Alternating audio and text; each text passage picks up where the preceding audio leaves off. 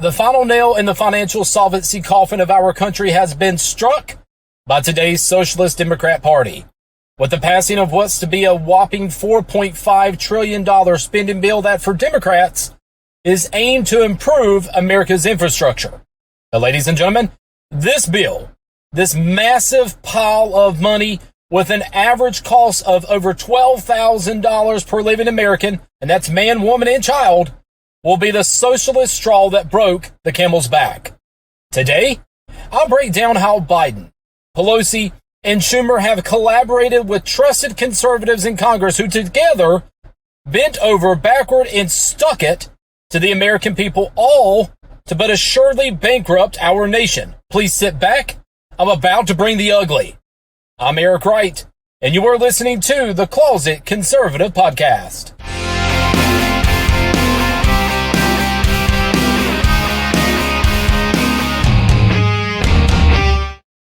While Democrats today are speaking of what $4.5 trillion will buy, I want you all listening today to know what $4.5 trillion looks like.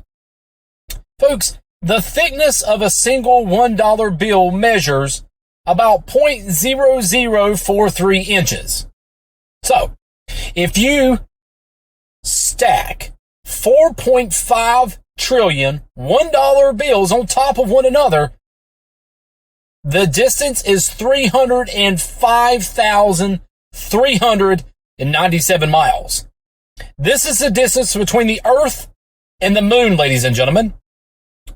Another way, in area, 4.5 trillion $1 bills are near twice the size of the state of New Jersey.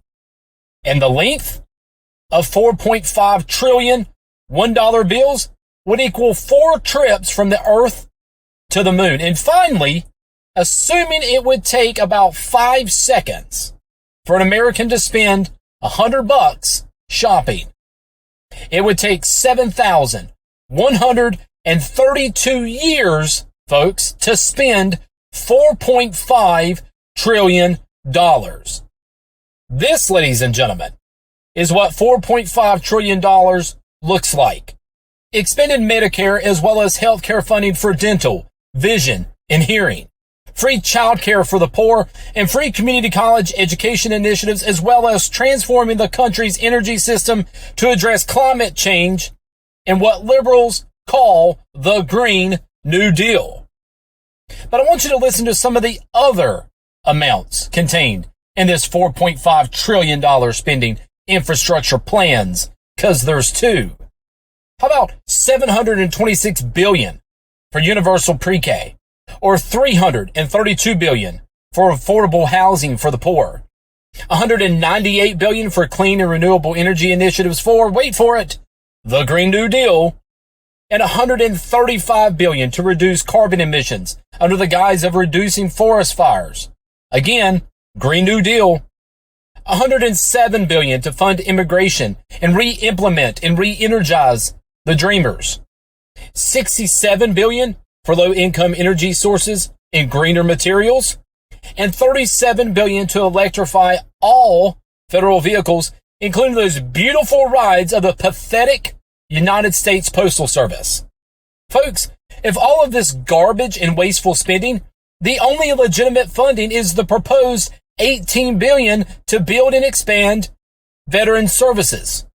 Consequently, Congress has set aside just a fraction of money to support our nation's heroes and their mental and physical well-being compared to other areas. And that chaps my backside.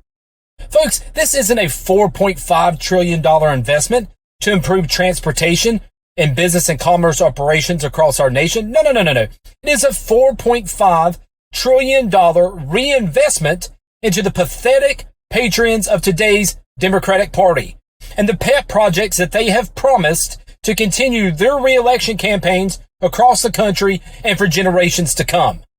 Folks, $4.5 trillion is over a quarter of our nation's GDP. And for those of you listening, GDP, or gross domestic product, is how much in dollars a country produces in all finished products, goods, and services. And to put in perspective, $4.5 trillion is almost more than what Japan manufactures and sells in a given year. Japan, ladies and gentlemen, has the third highest GDP on the globe. Folks, this ought to scare the bejesus out of every single American. The fear is real, and the financial ruin ahead for these United States is right around the corner. But you know what? Do you know who conservatives really should be blaming? Isn't it so much Joe Biden and AOC and today's liberals who have not shied away from what they have planned to do? No. Instead, we need to criticize and publicly shame and ridicule the 19 Republican senators that made this devilish Democratic dream a reality. And we're talking about senators such as Senate Minority Leader Mitch McConnell of Kentucky, and North Carolina Senators Richard Burr and Tom Tillis, and wannabe Republicans Lisa Murkowski of Alaska and Susan Collins of Maine. And finally, Mitt Romney, who wouldn't know conservatism if it slapped him across the face. Folks, I'm all but sure that none of these 19 Republicans read the thousands of pages of legislation contained in either one of these infrastructure bills. For if they did, senators like Lisa Murkowski would have known that part of this legislation requires the selling of some of our country's domestic oil reserves.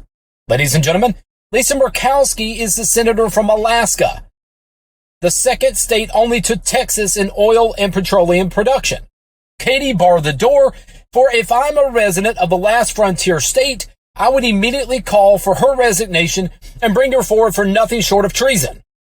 And for my senators here in my great state of North Carolina, that's Tom Tillis and Richard Burr, both of whom voted in support of this insane and asinine infrastructure bill, their days too are numbered. Thank the good Lord, Richard Burr is vacating his seat at the end of his term, and for Tom Tillis, he will no longer have the coattails of Donald Trump on his subsequent re-election that would send him back to D.C. We just have 5 more years of him. But folks, I am fired up, and you should be as well. Nothing but the total collapse of our country is ahead for us. Trump read the tea leaves, and the liberals cast him out. As true conservatives, we either dig in or prepare for Democratic-led destruction. The choice is yours, but time is running out. You have been listening to the Closet Conservative Podcast.